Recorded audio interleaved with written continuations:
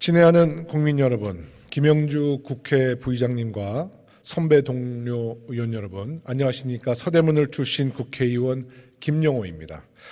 오늘 저는 정순신 아들 학교 폭력에 대한 이야기를 하려고 이 자리에 섰습니다. 결국 가해자가 이기는구나. 정순신 아들 학교 폭력 사건에 피해 학생이 실제로 한 말입니다. 정순신 자녀 학교 폭력 사건은 단순히 학생 간의 다툼과 괴롭힘의 문제가 아니었습니다. 선량한 학생을 상대로 대한민국 특수부 출신 검사가 펼친 장장 11개월간의 소송 폭력이 본질입니다. 정순신의 개입으로 학교 폭력이 아니라 권력 폭력이 되어버린 것입니다. 하지만 다윗과 골리앗의 싸움은 아직 끝나지 않았습니다. 지난 3월 21일 교육위원회 전체회의에서는 정순신 자녀 학교폭력 진상조사 및 학교폭력 대책 수립을 위한 청문회를 야당 단독으로 의결했습니다. 지난 2월 25일 국가수사본부장으로 임명됐다 하루 만에 낙마한 정순신 아들의 학교폭력 사실이 알려진 후 한 달이 지나도 국민적 공분은 가라앉지 않고 있습니다. 오히려 시간이 지나갈수록 의혹은 짙어가고 가해 사실은 명확해집니다.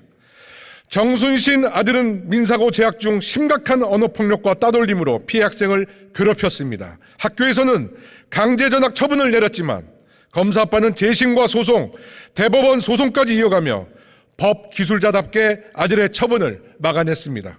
그리고 결국 아들을 최고 학부 서울대에 입학시켰습니다. 여기까지 정순신 가족의 글로리입니다.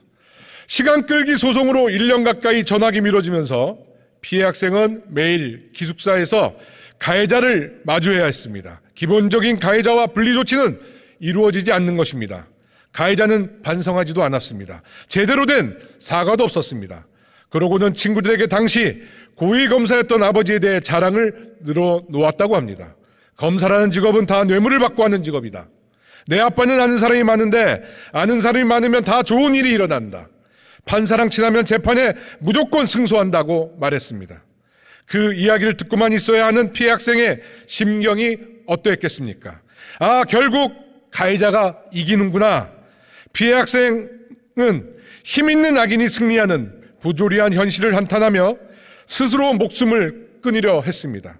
한강에 뛰어들려고 몇 차례 다리 위에 섰다가 경찰에 발견돼 돌아섰다고 합니다. 정신과 치료를 받느라 수업을 제대로 듣지 못했고 정상적인 학교 생활도 불가능했습니다. 명문고인 민사고에 입학한 수재였고 학년 초에는 상위 30% 안에 들었던 피해 학생의 성적은 낙제 수준까지 떨어졌고 결국 대학 진학도 실패한 것으로 알려졌습니다. 이제 시즌2는 피해 학생의 글로리 타임이어야 합니다. 결국 정의가 승리한다는 권선징악의 진실을 선물해야 합니다. 늦게나마 진정한 회의와 치유와 회복이 가능하도록 도와야 합니다. 앞으로 건강한 청년의 삶을 살아갈 수 있도록 국회가 올바른 역할을 해야 합니다. 정순신 부자는 이번 사건의 공범입니다. 1차 가해는 아들이 주먹보다 날카로운 언어폭력을 일삼았고 2차 가해는 칼보다 날카로운 법으로 검사 아빠가 무참히 자행했습니다. 국회가 청문회를 통해 진실을 규명하고 위법적인 문제가 없었는지 살펴봐야 할 이유입니다. 그런데 여당인 국민의힘은 청문회 개최 과정에서 줄곧 비협조적인 입장이었습니다. 지난 3월 9일 정순신 자녀 학폭과 관련한 교육이 현안 질의 이후에도 의혹은 풀리지 않았습니다. 그래서 청문회 개최를 의결하려고 하니까 여당에서는 안건 조정위 신청을 통해서 의결을 늦추려 했습니다. 실제 안건 조정위가 열리자 이번에는 회의 시간을 늦게 알려줬으니 참석하지 않겠다고 통보했습니다. 다음 날에는 국민의힘은 상임위를 전면 보이콧했고 야당은 단독으로 청문회를 의결할 수밖에 없었습니다. 이를 두고 국민의힘 주호영 원내대표는 안건조정위 시간을 국민의힘에게는 통보하지 않고 강행했다. 그러니 안건조정위 회의는 다 무효다라고 발언했습니다. 이는 엄연히 사실이 아닙니다. 교육위 위원장이 전체 회의에서 이미 안건위원회 회의를 예고했고 행정실에서는 모든 위원회에게 회의 개최 가능성이 있으니 대기해달라고 연락한 바 있습니다. 여당 간사와 이미 사전 의견을 나눴고 당일 회의 진행 의사도 알렸습니다. 국민의힘이 청문회 개최를 두려워하고 회피하는 진짜 이유가 무엇입니까?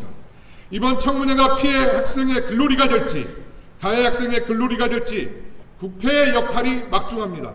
학교 폭력으로 인해 고통받고 있는 아직도 트라우마에서 벗어나지 못하고 있는 수많은 학폭 피해 학생과 청년들을 위해 제대로 된 어른의 역할을 보여줘야 하지 않겠습니까?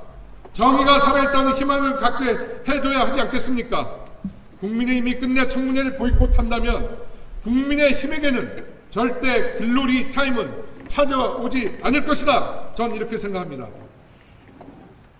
국민의힘은 더 이상 상임위를 유린하지 마시고 일하는 국회로 돌아오시기를 권고드리겠습니다. 경청해 주셔서 감사합니다.